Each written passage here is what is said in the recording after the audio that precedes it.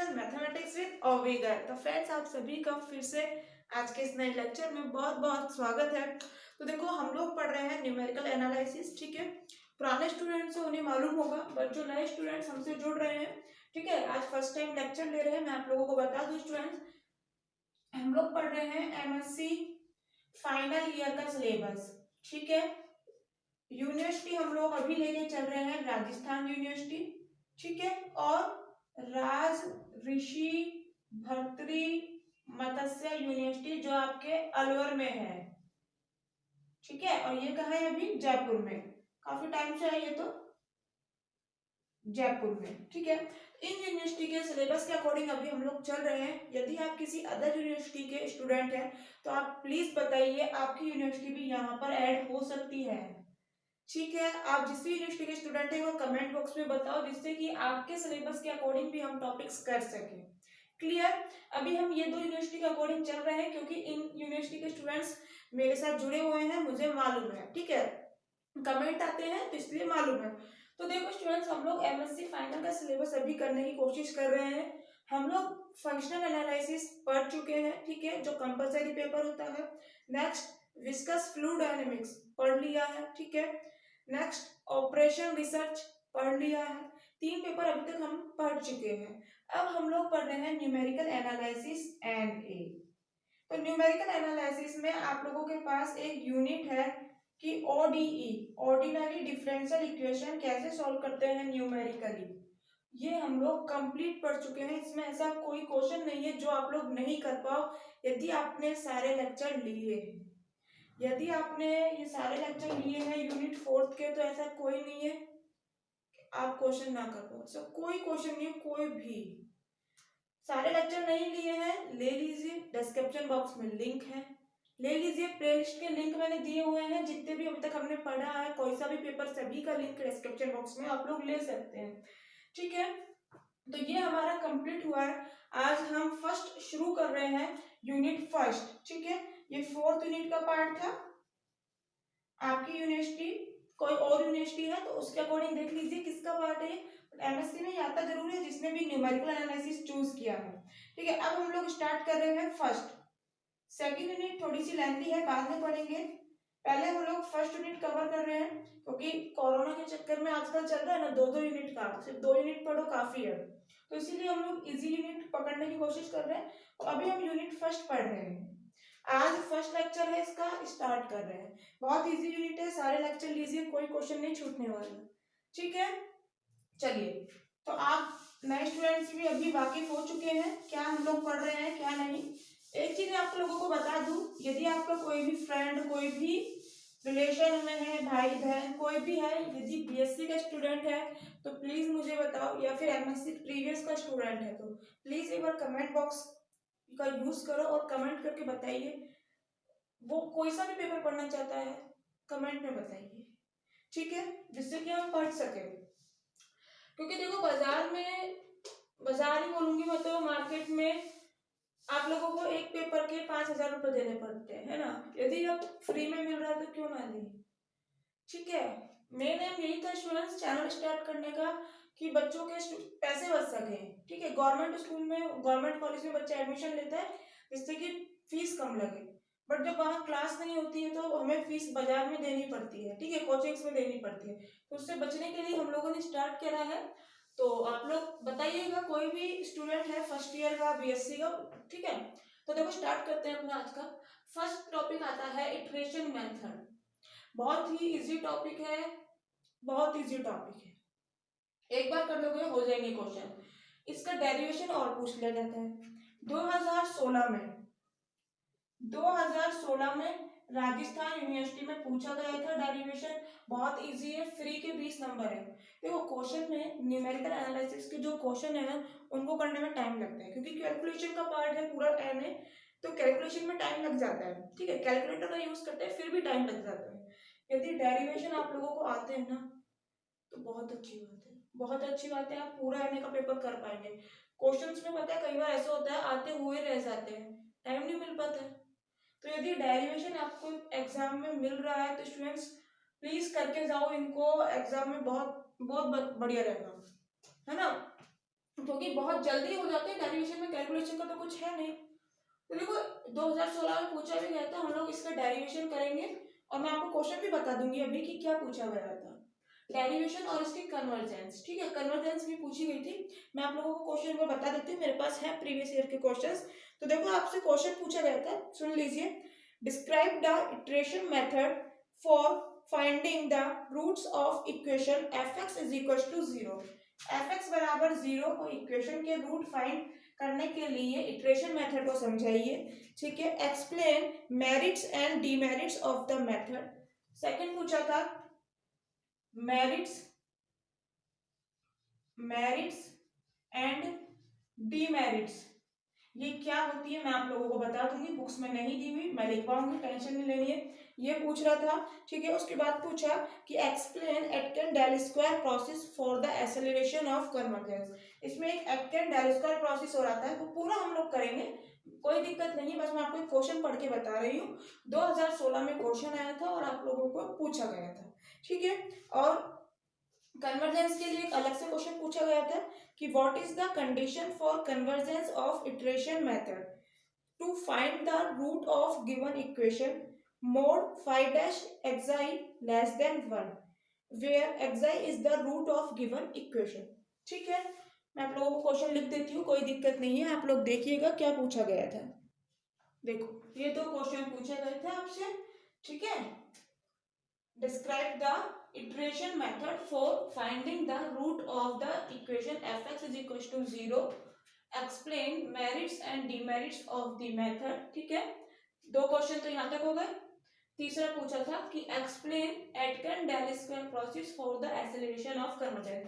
पूरा करेंगे, कोई दिक्कत नहीं है, बस एक बार समझ लो किस तरह से क्वेश्चन दिया जाता है।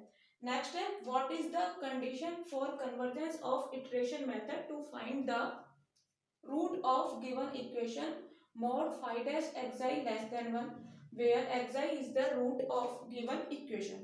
ठीक है, हम लोग करते हैं, देखो स्टार्ट अपना क्वेश्चन, जिसने भी देखना है क्वेश्चन को लिखना है कर लीजिए। देखो फ्रेंड्स, या तो मैं आपके साथ लिखूं, ठीक है, थोड़ा सा बहुत थ्योरेटिकल चीजें भी हैं, तो या फिर मैं ऐसा करती हूँ लिख लेती हूँ, आपको फिर समझा दूंगी, क्योंकि देखो ऐसा ज्यादा टाइम लगेगा, वीडियो ज्यादा लेंथी हो जाएगा फालतू में। मैं पहले लिख देती हूँ, देन आपको समझा दूंगी, समझना ही तो है आपको, आप लोग आराम से वीडियो पॉज करके नोट कर लीजिएगा। ठीक है स्टूडेंट्स, मैं रिपीट करूंगी, यदि जब आप लेक्चर ले रहे हो ना तो उसे लिखते भी जाओ, जो खुद के नोट्स बनाओगे ना उससे बेटर कुछ नहीं है। नोट्स आप लोग बाजार से लेते हो कोई फायदा नहीं है, मुझे पता है फोटोकॉपी की जेरोक्स कॉपी की जो दुकानें हैं वहां पर मिल जाते हैं नोट्स, लेकिन खुद का लिखोगे वो चीजें ज्यादा अच्छे से याद रहेंगी। ठीक है, तो देखो मैं लिख देती हूँ एक बार, उसके बाद आप लोग आराम से नोट करना, समझा दूंगी। देखिए students, iteration method can be apply to find a real root of the equation F X बराबर 0। कोई आपको इक्वेशन दी F x is equal to 0, उसके हम लोग रियल रूट ये निकालना, ध्यान रखना, मेथड कर देते हो मतलब पूरा क्वेश्चन कर देते हो, सब कुछ आंसर निकाल देते हो, लेकिन ऑब्जेक्टिव में कई बार क्वेश्चन पूछा जाता है कि रियल रूट निकाले जाते हैं कॉम्प्लेक्स रूट, तो इटरेशन मेथड से रियल रूट निकाले जाते हैं, हमेशा याद रखिए। ठीक है, इसलिए लिखवा दिया है।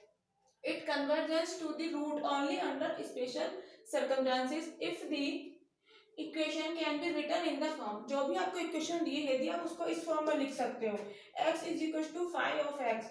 क्वेश्चन करते वक्त ये चीजें अच्छे से क्लियर हो जाएंगी, मैं आपको फिर बता दूं, हो सकता है यहाँ भी मेरे समझाने के बावजूद आप लोगों को चीजें क्लियर ना हो।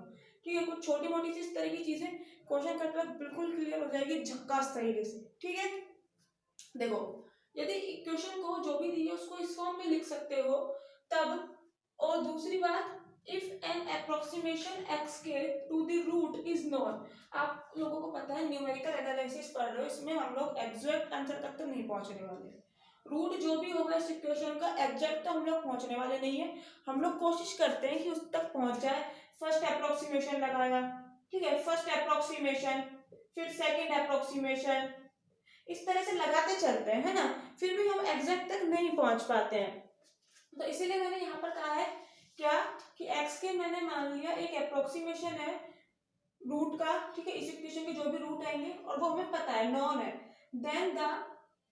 देन द सक्सेसिव अप्रोक्सीमेशन, जब उसके आगे आने वाले जो अप्रोक्सीमेशन है रूट के, वो हम लोग ऑब्टेन कर सकते हैं, can be obtain using a simple recurrence relation. क्या है वो, एक्स के plus one is equal to क्या कर दो, फाइव एक्स के। बहुत इजी क्वेश्चन है, इटरेशन मेथड के, बस ये फॉर्मूला कुछ भी नहीं, ये समझ लो। क्वेश्चन करेंगे जब देखना। Suppose x not is the initial approximation, हम लोगों ने मान लिया एक्स नॉट फर्स्ट अप्रोक्सीमेशन है, ठीक है। उसके बाद X one X two X three निकालेंगे टू द रूट एक्स है। रूट हम लोगों ने मान लिया इस इक्वेशन का एक रूट है एक्स है। इस एक्स है रूट का हम लोगों ने माना एक अप्रोक्सीमेशन क्या है, x not of the equation F X बराबर जीरो, ठीक है। एफ एक्स बराबर जीरो को एक रूट मान लिया एक्स है, और इसका फर्स्ट अप्रोक्सीमेशन हमने क्या माना है, इनिशियल अप्रोक्सीमेशन एक्स नॉट, ठीक है। आगे देखो, क्योंकि देखो एक्स एक एक्स एक रूट है एफ एक्स बराबर जीरो का, बिल्कुल अभी तो कहा। तो इसका मतलब क्या हुआ, देखो एक्स रूट है एफ एक्स बराबर जीरो का, मतलब एक्स की वैल्यू एक्स है। रूट का मतलब ये होता है ना, आपको एक इक्वेशन दी एक्स स्क्वायर माइनस दो, कहा इसके रूट निकालो, मतलब एक्स की जो वैल्यू आती है उन्हें तो रूट कहते हो। तो ये तो मैं कह रही हूँ, यानी कि एक्स बराबर एक्स आई है। तो जब एक्स बराबर एक्स आई है तो मैंने फर्स्ट इक्वेशन का यूज करा, तो मैं क्या कह सकती हूँ, x I is equal to five of x i, ये कह दिया, ठीक है, ये कह दिया। आगे देखो, आगे क्या करा है, ये कहने के बाद मैंने क्या करा, सेकंड इक्वेशन में से थर्ड को माइनस कर दिया, तो एक्स के प्लस वन में से एक्स आई माइनस हो गया, फाइव एक्स के में से फाइव एक्स आई माइनस हो गया। क्लियर, समझ आया। अब देखो आगे क्या कर रही हूँ, ये मैंने एज इट इज लिखा है, ये एज इट इज लिखा है, ध्यान से देखना, यहाँ स्पेस नहीं है, मैं नीचे लिख रही हूँ। मैंने इसको मल्टीप्लाई करा एक्स के माइनस एक्स आई से, और डिवाइड कर दिया एक्स के माइनस एक्स आई से। कोई फर्क पड़ा क्या इक्वेशन में, बिल्कुल नहीं पड़ेगा, मल्टीप्लाई और डिवाइड दोनों तो करा है, तो एक कैंसिल आउट हो गया, कोई फर्क नहीं पड़ रहा, यही चीज आ जाएगी। लेकिन मैं देखो यहाँ पर क्या फर्क पड़ा रही हूँ, ध्यान से देखना। आप लोगों को पता है F dash is equal to ये होता है F X plus H minus F X upon, इसमें से इसको माइनस कर देते हैं, यही नहीं लिखा क्या, है ना, आप लोगों ने ये पढ़ा होगा, इसीलिए मैंने खोल के दिखाया ये आता कैसे है, एक्स से एक्स कट जाता है जब आता है ये। लेकिन ध्यान से ये चीज सुनना जो मैं बोल रही हूँ, इसमें से इसको माइनस करते हैं, देखो ध्यान से, फाइव एक्स के माइनस फाइव एक्स जाए अपॉन एक्स के माइनस एक्स जाए, इसमें से इसको माइनस कर दिया, तो ये मैं क्या लिख सकती हूँ इसको, यहाँ पर एफ होता है तो डैश आ जाता है और एक्स आ जाता है, तो बताओ इसको क्या लिख सकती हूँ, फाइव डैश एक्स के। क्लियर हुआ, फाइव डैश एक्स के लिखू, बताओ मुझे, बताओ फाइव डैश एक्स के लिखूंगी, फाइव डैश एक्स आई लिखूंगी, आप खुद सोचिए एक बार, फाइव डैश एक्स के लिखूं या फाइव डैश एक्स आई लिखूं, यहाँ से देख लो, यहाँ पर एक्स होता है तो यहाँ एक्स आता है ना, यहाँ एक्स आई है ना, माइनस एक्स आई हो रही है ना, तो इसको क्या लिखूंगी, फाइव डैश एक्स आई। क्लियर हुआ, तो देखो इसके आगे का मैं यहाँ लिख रही हूँ, ये एक्स के plus one minus x I is equal to क्या आएगा, फाइव डैश एक्स आई, और मल्टीप्लाई में क्या, ये वाली टर्म यही तो हमने यूज करी है, मल्टीप्लाई में क्या जाएगा, एक्स के माइनस एक्स आई, ठीक है। चलो मैं यहाँ लिख देती हूँ, दिस इंप्लाइज क्या आ जाएगा आप लोगों के पास, एक्स के plus one minus x I is equal to phi dash x i, और मल्टीप्लाई में एक्स के माइनस एक्स आई। यहाँ तक क्लियर हुआ कि नहीं हुआ, बहुत इजी चीज है। वीडियो पॉज करिए, नोट करिए, मैं रफ करके आगे का करती हूँ। देखिए यहाँ तक हम लोग पहुंच चुके थे कि x के plus one minus x I is equal to phi dash x I X के माइनस एक्स आई, ठीक है। अब मैंने माना एक्स आई के कोई पॉइंट है, ठीक है, कोई रूट है, वो लाई कर रहा है एक्स आई, वो लाई कर रहा है एक्स आई और एक्स के बीच में, ठीक है। तो फाइव डैश एक्स आई की जगह लिख सकती हूँ फाइव डैश एक्स आई के, जहाँ एक्स आई के लाई कर रहा है एक्स आई और एक्स के बीच में, ठीक है। अब यदि मैंने माना कि X X J minus x I is equal to है क्या बोलते हैं इसको, मैं बोल रही स्टूडेंट्स, सॉरी, एप्सिलॉन जे, है ना, सॉरी स्टूडेंट, यदि epsilon J is equal to है एक्स जे माइनस एक्स आई के, ठीक है, तो यहाँ से मुझे बताओ जे की जगह यदि k प्लस वन हुआ तो इसे आप लोग क्या लिख सकते हो, एप्सिलॉन k प्लस वन। कुछ गलत लिखा, ये मैंने क्या माना है, तो ये मैंने मानी है एरर इन जेथ अप्रोक्सीमेशन। जेथ अप्रोक्सीमेशन में यदि एरर को शो कर रहा है, ये तो आप लोगों को क्लियर है, न्यूमेरिकल एनालिसिस पढ़ रहे हो, अप्रोक्सीमेशन के थ्रू चलते हो, एग्जैक्ट आंसर तक नहीं पहुंचते हो, ठीक है, कुछ ना कुछ एरर रह जाता है बीच में। यही मैंने एरर को माना है यहाँ पर, epsilon J is equal to x J minus X Z. तो यहाँ पर जे की जगह के प्लस वन रखा, तो ये किसको हो गया, एप्सिलॉन के प्लस वन के, और ऐसे यहाँ पर जे की जगह देखो के लिखा, इसका वैल्यू क्या हो जाएगा, एप्सिलॉन के, ठीक है। और ये आप लोगों के पास एज इट इज। आगे चलो, now if we assume that the iteration converts to xi as K tends to infinity. यदि k को आप इन्फिनिटी तक भेज रहे हो, ठीक है, तो जो इटरेशन मेथड है अपना वो एक्साई की ओर कन्वर्ट कर रहा है। इसका मतलब क्या हुआ, जो तुम फाइव डैश एक्साई k लिख रहे हो, ये किसकी ओर कन्वर्ट कर जाएगा, फाइव डैश एक्साई की, ठीक है। जब k इन्फिनिटी की ओर है तो कन्वर्स एक्साई की ओर कर रहा है, इसका मतलब ये वैल्यू फाइव डैश एक्साई की ओर कन्वर्ट करेगी। तो अब यदि मैं लिमिट निकालना चाहूँ तो क्या निकलेगा, limit k tending to infinity, k tending to infinity लिया है, ठीक है, xi k plus one upon xi k, क्या आएगा यहाँ से xi k plus one upon xi k किसके इक्वल आएगा, फाइव डैश एक्साई k के, ठीक है, फाइव डैश एक्साई k के इक्वल आएगा। फाइव डैश एक्साई k कहाँ टेंड कर रहा है, फाइव डैश एक्साई की ओर, तो इसकी जगह फाइव डैश एक्साई, कब, जब k इंफिनिटी की ओर, यही कंडीशन दी थी मैंने, क्लियर हुआ। और एक्साई के सॉरी एप्सिलॉन के, सॉरी स्टूडेंट से बार बार कंफ्यूजन हो रहा है, आप लोग ध्यान से सुनो, ये एक्साई है, ये एप्सिलॉन है, ठीक है, ये एक्साई है, ये एप्सिलॉन है, मैं फिर रिपीट कर रही हूँ, यदि समझाते वक्त कहीं गड़बड़ी हो जाती है तो माइंड मत करना प्लीज, ठीक है, क्योंकि बार बार बोलने से कई बार हो जाता है, ठीक है, चीजें गलत। तो देखो एप्सिलॉन के किसके लगभग बराबर होगा, सी फाइव डैश एक्साई का पावर के, कब, जहाँ के इंफिनिटी की ओर टेंजेंट कर रहा है, ठीक है, टेंड कर रहा है, जहां पर सी आप लोगों ने कांस्टेंट लिया है। तो देखो यहाँ से यदि मैं ये कंडीशन ले लूं फाइव डैश एक्साई के लिए, इसका मैग्नीट्यूड के लिए, यदि ये एक से बड़ी है, ठीक है, यदि ये एक से बड़ी है तो मुझे बताओ जो यहाँ पर एक्साई के है ये ग्रो करेगा तेजी से, सॉरी एप्सिलॉन के, सॉरी स्टूडेंट्स, ये एप्सिलॉन के तेजी से ग्रो करेगा, क्योंकि जब तुम ये से एक से बड़ा लोगे और के का पावर, के कहाँ तक जा रहा है, इन्फिनिटी की ओर, तो इसका पावर क्या हो जाएगा, इन्फिनिटी, ठीक है, तो ये तेजी से ग्रो करेगा इन मैग्नीट्यूड, मैग्नीट्यूड इसलिए क्योंकि मोड लगा हुआ है, तो इसका मतलब हमें कन्वर्जेंस के लिए इसको लेस देन वन लेना पड़ेगा, ये वाली कंडीशन को लेस देन वन लेना पड़ेगा कन्वर्जेंस के लिए। तो आप लोगों ने देखा होगा जो मैंने अभी आपको क्वेश्चन बताया था ना, सेकंड क्वेश्चन, तो वहां पर इसी तरह से कुछ लिखा हुआ था, ठीक है, कि इक्वेशन ये इसके लिए कन्वर्जेंस कंडीशन बताओ, क्लियर। तो देखो यहाँ अपना खत्म हो जाता है। इटरेशन मेथड के लिए फॉर्मूला क्या है, याद है, एक्स के plus one is equal to क्या था, फाइव ऑफ एक्स के, यही इटरेशन मेथड का फॉर्मूला है और कुछ भी नहीं है, इसे याद रखो, सारे क्वेश्चन हो जाएंगे। यदि डेरिवेशन आता है तो ये करना है, और कन्वर्जेंस का मैं भी बताती हूँ उसे करना है, क्लियर, इसे नोट करिए, जो भी करना है वीडियो को पॉज करके देखिए। आगे देखिए, अपने पास आता है एक्सेलरेशन ऑफ द कन्वर्जेंस, या फिर कह दो एटकन डेल स्क्वायर प्रोसेस, ठीक है। हम लोग कहाँ तक पहुंच चुके हैं, इटरेशन मेथड हम लोगों ने पढ़ा, अभी क्या फॉर्मूला आया था, एक्स के प्लस वन निकालना है आप लोगों को, तो फाइव ऑफ एक्स के, बस इतना छुटकू सा फॉर्मूला है, इसी से निकल जाता है। इसे कैसे यूज करते हैं, क्या है, पूरा हम लोग सीखेंगे, टेंशन नहीं लेनी है, ठीक है।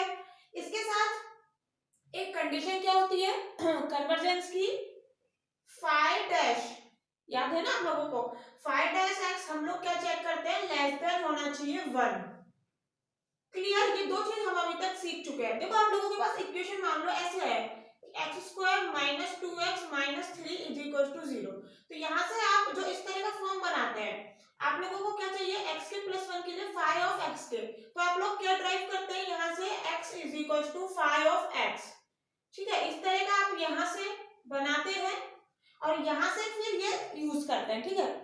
नहीं पता है कोई बात नहीं, एक बार ये चीज सुन लो, मैं आप लोगों को बताऊंगी इसे कैसे यूज करना है, क्लियर, टेंशन नहीं लो। तो देखो यहाँ से x of phi of x हम कई तरह से बना सकते हैं। एक तो आप इसको ऐसे नहीं लिख सकते, यहाँ से X square is equal to 2x plus 3 और x इज इक्वल टू क्या आ जाएगा अंडर रूट में 2x प्लस 3। तो ये हो गया आप लोगों के पास, ये x हो गया, ये फाई ऑफ x हो गया। क्लियर?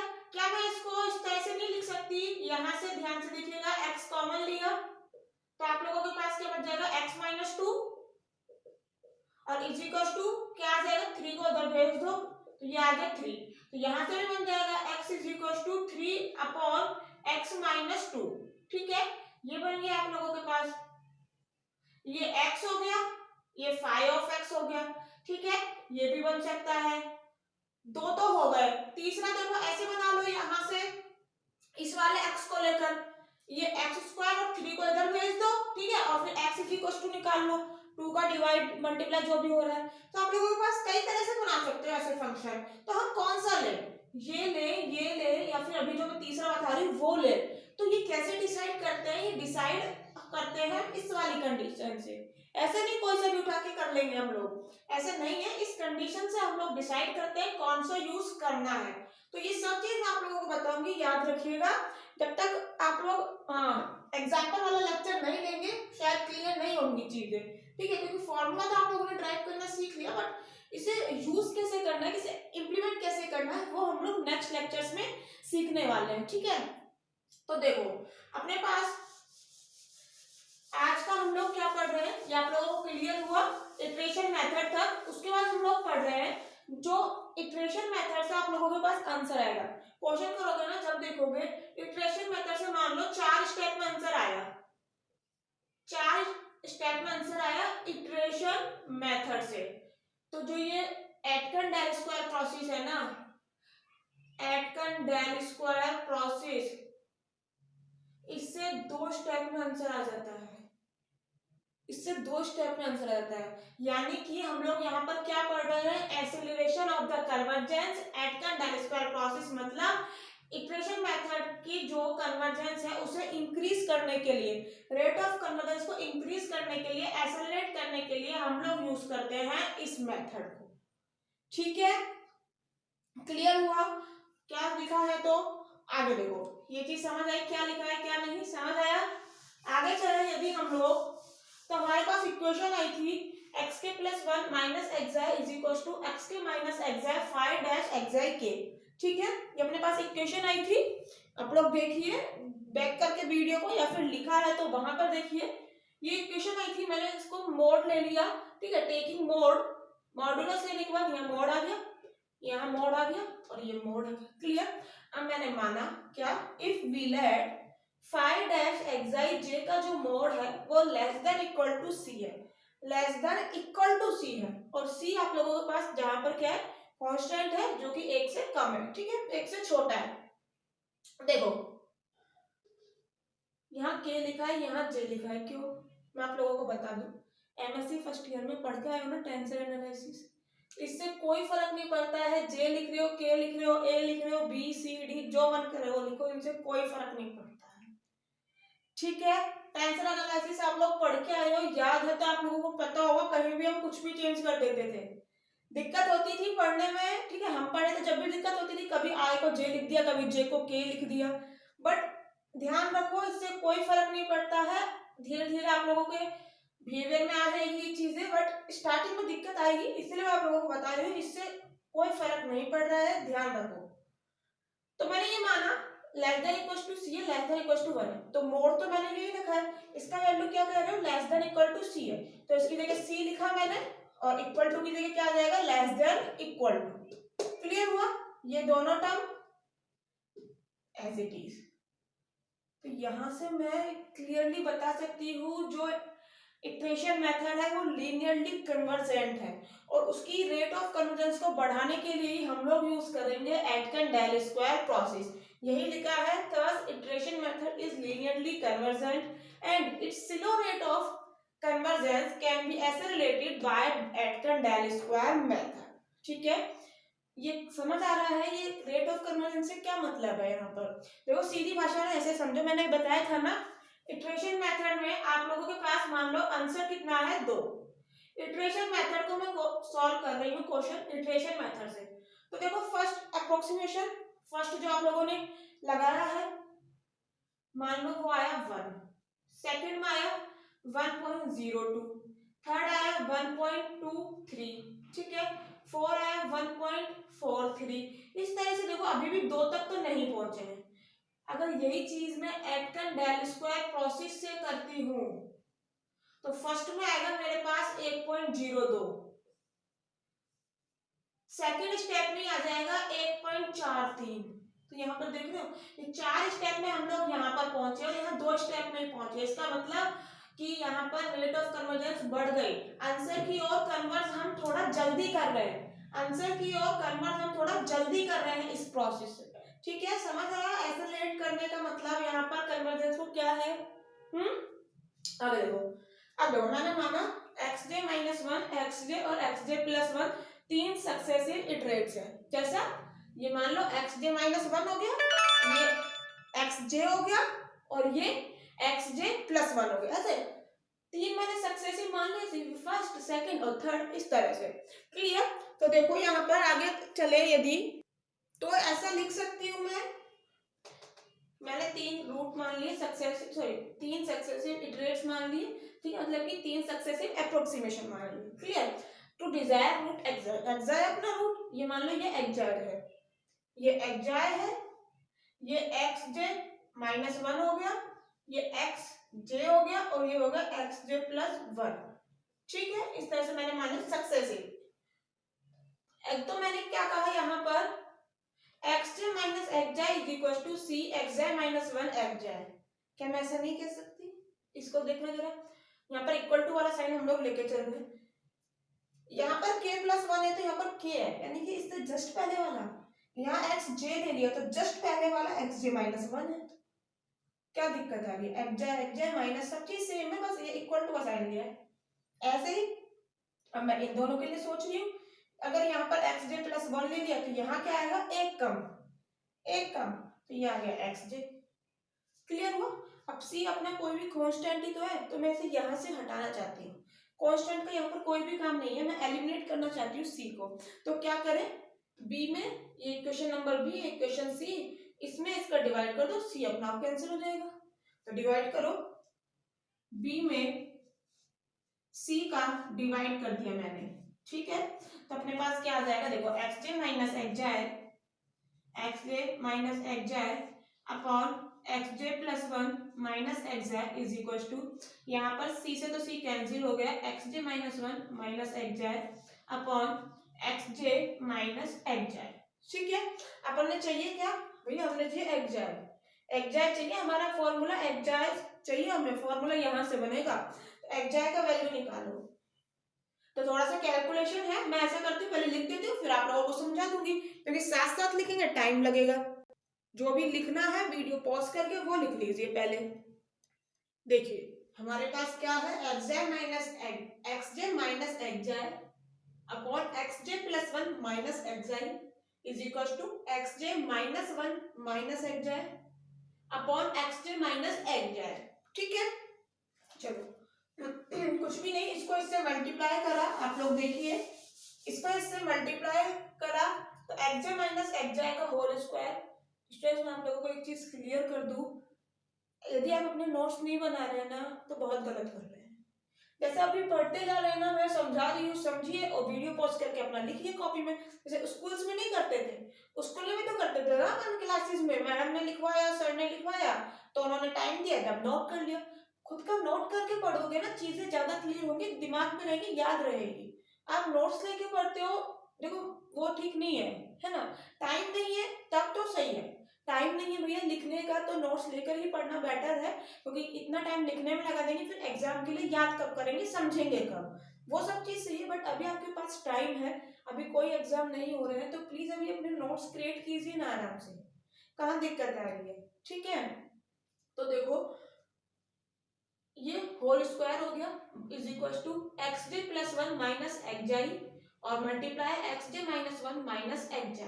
ठीक है, होल स्क्वायर ओपन करा तो xj का square plus xj square minus twice of xj sorry students, ये एक्स जे और एक्जाई में बार बार दिक्कत हो रही है प्रोनाउंसिएशन में, तो आप लोग ध्यान रखना ये एक्स जे है, ये एक्जाई है, ठीक है।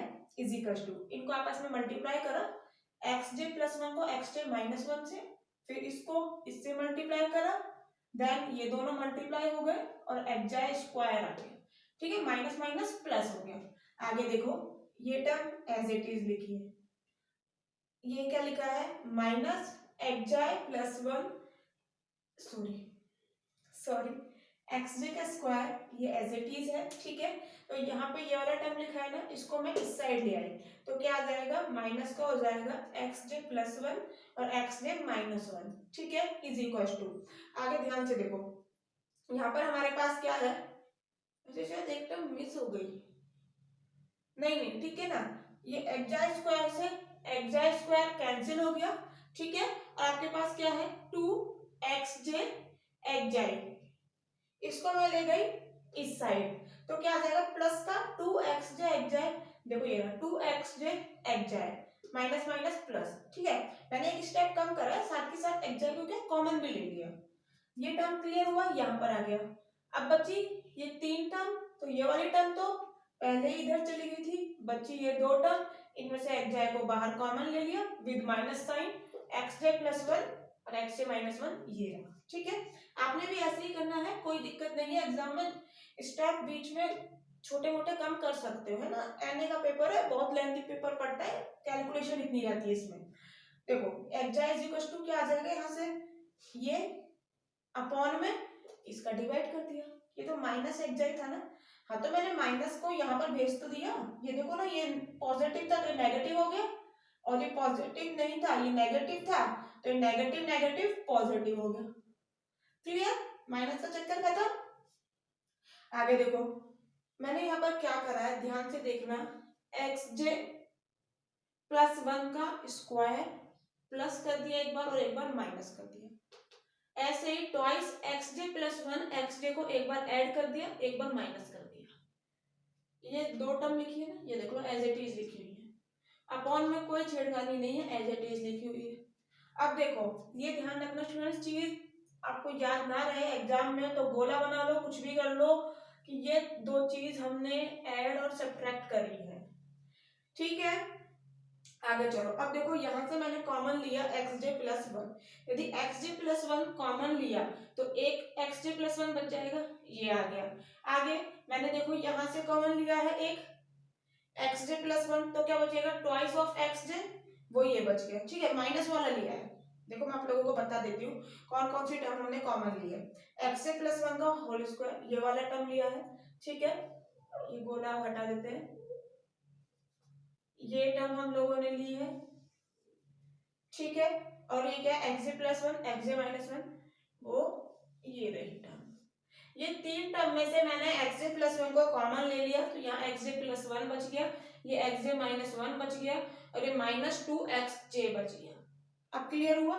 आगे चलो, ये टर्म एज इट इज लिखी है, देख सकते हैं, एक्स जे का स्क्वायर ये रहा, नीचे की टर्म में कोई छेड़खानी नहीं, एज इट इज लिखी है। अब देखो ये दोनों टर्म क्या सेम नहीं है, सेम टर्म नहीं है, सेम है तो इससे ये कैंसिल हो जाएगी, यहाँ सीधा बच जाएगा x j plus one, minus हम लोगों ने बाहर ले लिया, तो अंदर आप लोगों के पास क्या बचेगा, ये पॉजिटिव हो जाएगा x square j plus one, ये माइनस का आ जाएगा two x j plus one x j, और ये प्लस हो जाएगा क्योंकि माइनस बाहर ले लिया, प्लस माइनस माइनस ही आ जाएगा एक्स जे का स्क्वायर, ठीक है।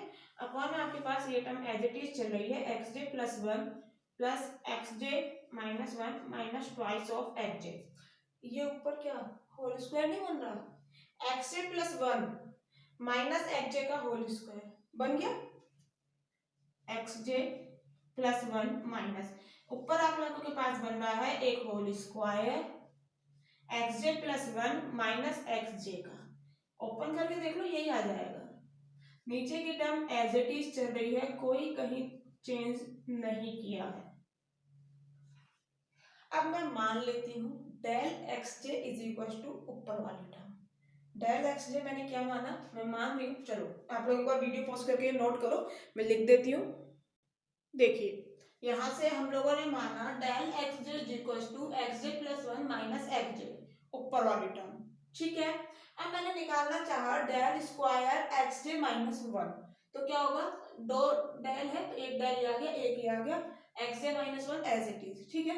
बहुत इजी लैंग्वेज में समझा रहे हैं स्टूडेंट्स आप लोगों को, ये पूरा एक्स जे का वैल्यू है, कहीं भी बुक में नहीं दिया हुआ है ना, आप लोगों ने भी देखा होगा, तो आप लोगों को बता रही हूँ, प्लीज एक बार ठीक से समझ लीजिए, बार बार स्किप मत करिए वीडियो को।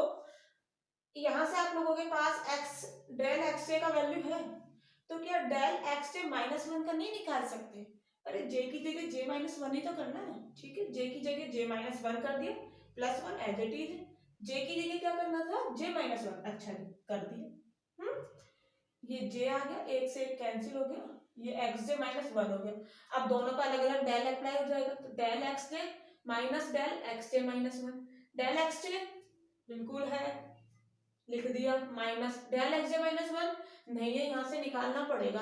अरे क्यों निकालना पड़ेगा, अभी तो निकाला था, अभी तो निकाला था, डेल की जगह तो डेल है, ये ना अपने पास डेल एक्स जे माइनस वन, तो ठीक है, हमने यहीं से उठा के लिख दिया हमने, एक्स जे माइनस एक्स जे माइनस वन लिख दिया, सिंपल से उठा के, माइनस से ब्रैकेट ओपन करा तो माइनस माइनस प्लस हो गया, तो minus twice of x j, ये माइनस माइनस प्लस एक्स जे माइनस वन, ये एज इट इज, और यही टर्म तो नीचे लिखी थी, यही टर्म तो नीचे लिखी थी बिल्कुल सेम, तो ठीक है जी, ऊपर वाली टर्म की जगह डेल एक्स जे आ गया, स्क्वायर था तो स्क्वायर लगा दिया, अपॉन में ये टर्म अभी अभी निकाली मैंने, किसके इक्वल आई है, डेल स्क्वायर एक्स जे माइनस वन, तो ये आ गया बस एक्स जे का वैल्यू, एक्स जे का वैल्यू तो हम लोग निकाल रहे थे।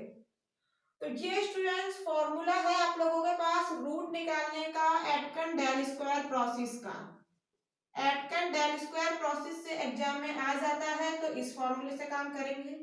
यदि इटरेशन मेथड से पूछता है, वैसे क्या दोनों एक साथ ही पूछता है, इटरेशन मेथड से आंसर निकलेगा और कहेगा कि एटकन डेल स्क्वायर प्रोसेस से और चेक करो इसको, क्लियर। तो यहाँ से इटरेशन मेथड के लिए क्या फॉर्मूला आता है, एक्स के plus one is equal to five of x के, बहुत छोटू सा फॉर्मूला है, बहुत इजी फॉर्मूला है, बस इसके साथ एक कंडीशन याद रखना है, गड़बड़ मत कर देना, जो तुम निकालोगे ना फाइव डैश एक्स, वो क्या होना चाहिए, क्या कंडीशन थी कन्वर्जेंस की, लेस देन वन होना चाहिए, ये मत भूलना। और ये कैसे निकालते हैं, कैसे चेक करते हैं, अभी कुछ समझ आ नहीं रहा है, टेंशन नहीं लेना, नेक्स्ट लेक्चर में समझेंगे ना, टेंशन तो बिल्कुल लेना ही नहीं है। यदि इस चैनल को सब्सक्राइब कर रखा है तो कहीं नहीं जाने वाले आपके नंबर, टेंशन नहीं लेना है, कहीं नहीं जाए आपके नंबर, सारे लेक्चर लीजिए, कैसे भी नहीं कटे नंबर, हर एक चीज को हम लोग कवर कर रहे हैं, पता है कॉलेजों में इतना कराते भी नहीं है, है ना, हर चीज को हम कवर कर रहे हैं, कहीं नहीं जाए आपके नंबर, टेंशन मत लो। तो ये आ जाते हैं अपने पास दो फॉर्मूले, इन्हें कैसे क्वेश्चन में इंप्लीमेंट करना है, इनका कैसे क्या यूज करना है, वो सब चीज सीखेंगे नेक्स्ट लेक्चर में। आप लोग चाहो तो मैं आप लोगों को बता देती हूँ, नेक्स्ट लेक्चर में हम क्वेश्चन कौन सा सॉल्व करेंगे, आप लोग करना चाहते हैं ट्राई करके देख लेना, क्या दिक्कत है। हम लोग सॉल्व करेंगे f x is equal to x square minus two x minus three, यहां से x बराबर फाइव ऑफ एक्स के, है ना, ये बनाना पड़ता है ना हमें, यहाँ से तीन तरह से बन जाएंगे, मैंने आप लोगों को बताया था स्टार्टिंग में, एक बार x कॉमन लेके बना लेना, एक बार एक्स स्क्वायर से बना लेना, और एक बार इस x से बना लेना, ठीक है, दो तो यहाँ से बन जाएंगे और एक बार एक x कॉमन लेके बना लेना, क्लियर। तो यहाँ से तीन बनेंगे, और भी बना सकते हो तो मुझे जरूर बताना कमेंट में, ठीक है। तो ये आप लोग चाहो तो एक बार ट्राई कर लेना, नहीं तो नेक्स्ट लेक्चर में हम इसे अच्छे से समझेंगे कि कौन सा वाला ले, x बराबर फाइव एक्स, ठीक है, किसके लिए हम लोग फाइव डैश एक्स प्राप्त करेंगे लेस देन वन, और किसके लिए प्राप्त कर रहे हैं ग्रेटर देन वन, कौन सा इनमें से यूज करना है, तो वो तो आप लोगों को पता ही है, सब चीज सीखेंगे नेक्स्ट लेक्चर में, ये लेक्चर ज्यादा लेंथी हो जाएगा, ठीक है, तो अभी कर लेते हैं, कोई दिक्कत नहीं थी, बट लेंथी हो जाएगा लेक्चर, अभी आप लोग थक चुके हैं, डेरिवेशन ही काफी लेंथी हो गए है ना, कोई दिक्कत नहीं है, धीरे धीरे चीजें सीखेंगे अच्छे से। तो समझ आया स्टूडेंट्स आज का, एक बार नोट कर लो, जो भी करना है वीडियो पॉज करके, तो आप लोगों ने कर भी लिया है अभी तक, मुझे पता है। तो देखो नेक्स्ट लेक्चर में हम लोग सीखने वाले हैं इनके एग्जाम्पल, यदि अभी तक आप लोगों ने वो वाली प्लेलिस्ट नहीं देखी है न्यूमेरिकल एनालिसिस की, जिसमें कि मैंने ओडी को कंप्लीट करवा दिया है, ऑर्डिनरी डिफरेंशियल इक्वेशन न्यूमेरिकली कैसे सॉल्व करते हैं, बहुत अच्छा यूनिट है, यूनिट फोर्थ का पार्ट है, स्कोरिंग यूनिट है, कहीं नंबर नहीं कटे यदि सारे लेक्चर ले रखे हैं तो। अभी लास्ट में आप लोगों को एंड स्क्रीन तो देखते होगे ना लास्ट में, तो वहां पर मिल जाएगा आप लोगों को, मैंने प्लेलिस्ट डाल रखी है अच्छी खासी, वहां से प्लीज ले लीजिए, ठीक है। न्यूमेरिकल एनालिसिस की एक ही प्लेलिस्ट है, उसमें सारी वीडियोज है, आप लोग प्लीज ले लीजिए स्टूडेंट्स, बहुत फायदेमंद है। यदि आप लोगों को नहीं पता है हम किस यूनिवर्सिटी के अकॉर्डिंग चल रहे हैं, तो RRBMU राज ऋषि भर्तृ मत्स्य यूनिवर्सिटी और राजस्थान यूनिवर्सिटी के सिलेबस के अकॉर्डिंग हम लोग चल रहे हैं। यदि आप किसी और यूनिवर्सिटी के स्टूडेंट हैं तो ये एंड के बाद आपकी यूनिवर्सिटी बताइए मुझे कमेंट बॉक्स में, यहाँ पर लिख दी जाएगी और उसके लेक्चर्स उसके सिलेबस भी आपको मिल जाएगा हमारे चैनल पे यदि बताएंगे तो स्टूडेंट्स बहुत बहुत शुक्रिया, मिलते हैं हम लोग नेक्स्ट लेक्चर में। ये डेरिवेशन का प्रैक्टिस कीजिए, कोशिश कीजिए इसको करने की, जब तक प्रैक्टिस नहीं करेंगे एग्जाम में नहीं कर पाएंगे। Bye bye.